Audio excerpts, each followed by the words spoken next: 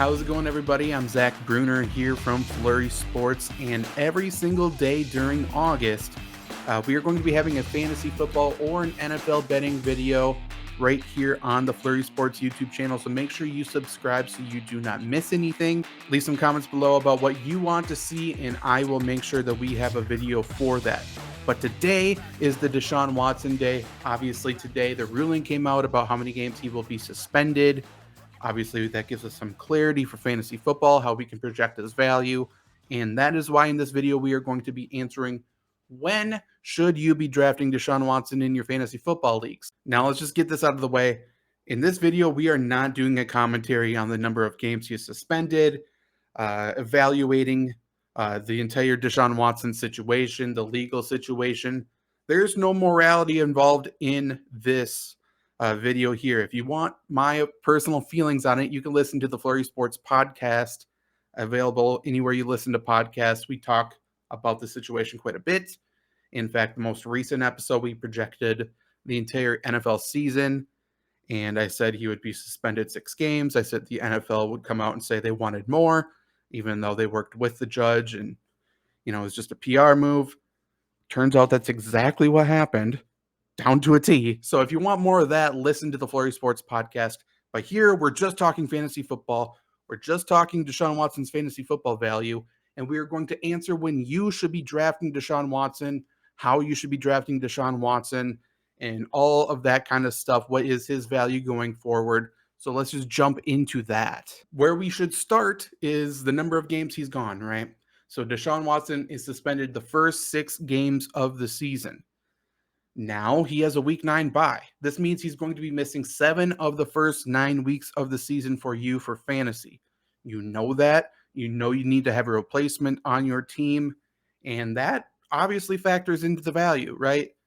Another thing that factors into the value, you need to know what your league settings are. There are leagues that you can put suspended players into the IR slot. That means he's not going to count against your active roster. That means you can pick up another person after the draft. That matters a lot. That matters a lot because if you can't do that in your fantasy league, then that means you need to burn a roster spot for 6 weeks without him playing. Then he gets 2 games. Then he's out again. That sucks. That lowers his value. So keep that in mind whenever I'm talking here. Keep that in mind when you go into your fantasy draft, obviously. Okay, so now let's talk about Deshaun Watson's past fantasy value. Obviously, we're using fantasy data here. He has 4 NFL seasons under his belt. And just looking at the fantasy points per game here, you can see his rookie year was his best, 24 per game. The COVID year, he had 23. Obviously, a lot of smart, intelligent quarterbacks were better at that point because of the no fans. They could read defenses. They could hear what the defenses were doing. They communicate with their offense a lot better. And it worked for him, not to mention the Texans were dog shit. So they were chasing points the entire time. Being on bad teams helps these quarterbacks for fantasy. Shout out Blake Bortles. And so that was the situation there. For his career, he's averaged 22.3 fantasy points. That probably sounds like a lower number than what you were expecting. People talk about Deshaun Watson being this unbelievable fantasy quarterback. We need to go get him. 22.3 doesn't sound unbelievable, right? It's not that great. 22.3 is fine. Looking at last season here, you can see Josh Allen led the league by far, 23.7 points per game here. But then if you just take Deshaun Watson's average per year, he's right there on the per game average with the rest of the top quarterbacks. So if he does what he has done for the rest of his career, then he should technically, when he plays, be an on-pace top 5 quarterback, right? Now, there's a lot we could talk about with that because I think the fact that Deshaun Watson might not be the same player is a real conversation to be had, at least for fantasy football. I will say I think he's a very good quarterback. I think he is a clear top 10 quarterback in the NFL. But what does this mean for fantasy football? We're talking about a player, right? He played for the Houston Texans. He played for bad football teams, so he got to chase points. Game flow was always in his favor. He played in the AFC South, so quite a bit of bad defenses he's faced over the years. He played indoors, so half of his games were indoors, no worry about climate. And now he goes to the Browns. Browns are outside in Cleveland. There's going to be a lot of cold games, windy games. He plays against AFC North defenses, Steelers, Ravens, and Bengals. Obviously, they all have a pass rush. They're all pretty tough defenses overall, except for Eli Apple and Cincinnati there. So I think the level of competition goes up, and the Browns at least hope these are going to be meaningful football games, right? When he comes back in week 7, he plays the Ravens. That's going to be a big football game. I believe it's the Ravens. I think he goes Ravens, Bengals. I have it right here. Yeah, at the Ravens versus the Bengals Monday night. Then he goes into a bye week. So those should be very meaningful football games that Deshaun Watson is playing, right? That's not the case in the past. That's not the case in the past. So now that's one reason why we could see him take a step back a little bit. Because also the fact that he hasn't played since 2020.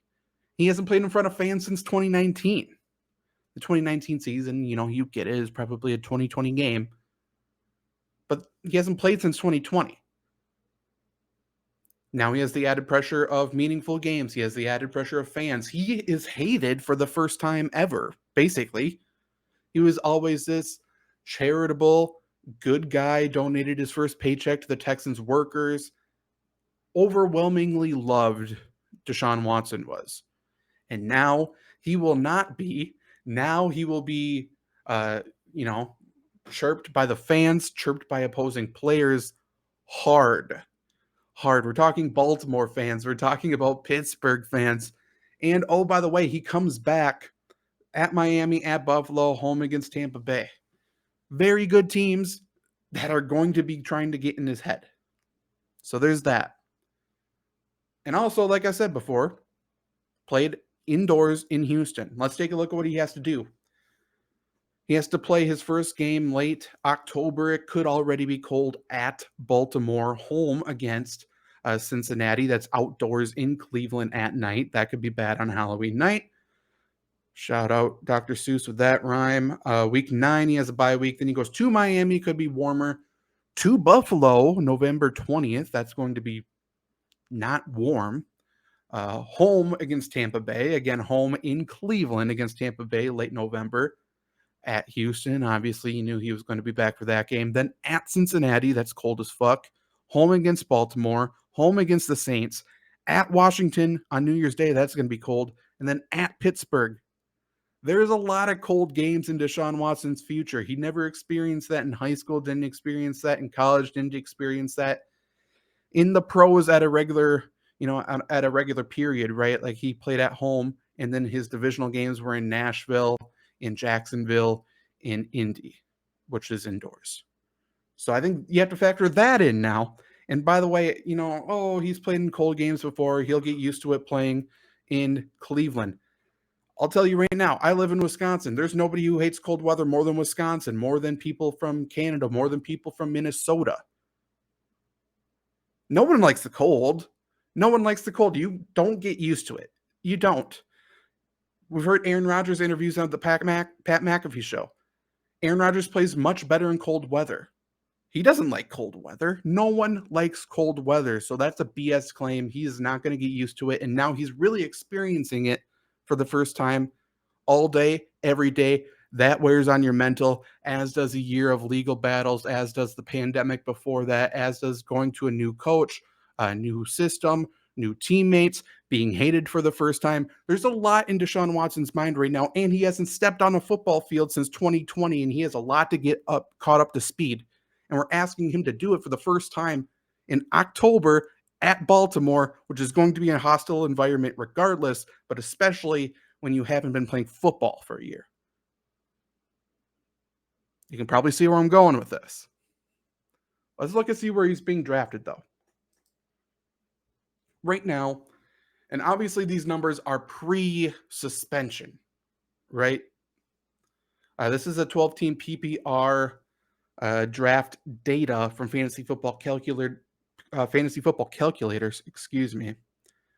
Deshaun Watson was going 134 overall, late 11th round even though he's suspended 6 games, has another game, out for the bye week in week 9, so 7 of the first 9 games gone. I think the clarity combined with his name value means Deshaun Watson's fantasy value is going to rise. His ADP is going to rise. When I say rise for ADP in this video and going forward, that means rising up the draft board. That means numbers getting lower. Let's just get that out of the way. ADP means average draft value. So right now he's going right here, right ahead of Tua, right behind Kirk Cousins. I think after everything is settled and his value is settled, it would not surprise me if Deshaun Watson hops Kirk Cousins. I would assume he's drafted in this range. Okay. Early 10th. That would be my projection. If I'm wrong and he stays where he is, that's even better value for Deshaun Watson, whatever.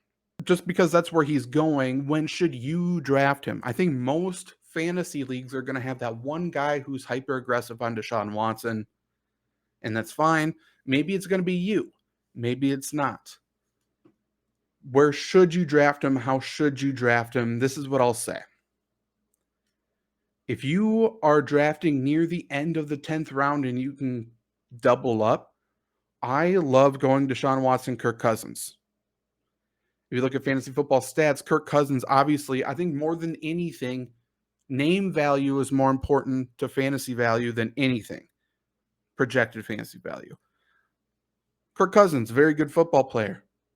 Great to hate on, but he's a good football player and he's great for fantasy. Quarterback 11 last year, 18.8 per game. That's pretty good. Deshaun Watson has a better name value, even though he could probably be projected along the same lines in terms of production this year, in my opinion.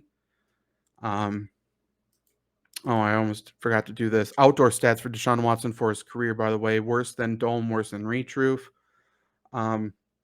36 touchdowns to 17 interceptions, 99 quarterback rating outdoors, 67% completion rate. That's still good. It's just worse than everything else.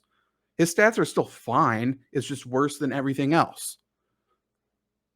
So I'm not saying Deshaun Watson is going to be a bad quarterback this year, but I'm saying if he hits his career average for fantasy points at 22, I think that should be considered a win, by the way.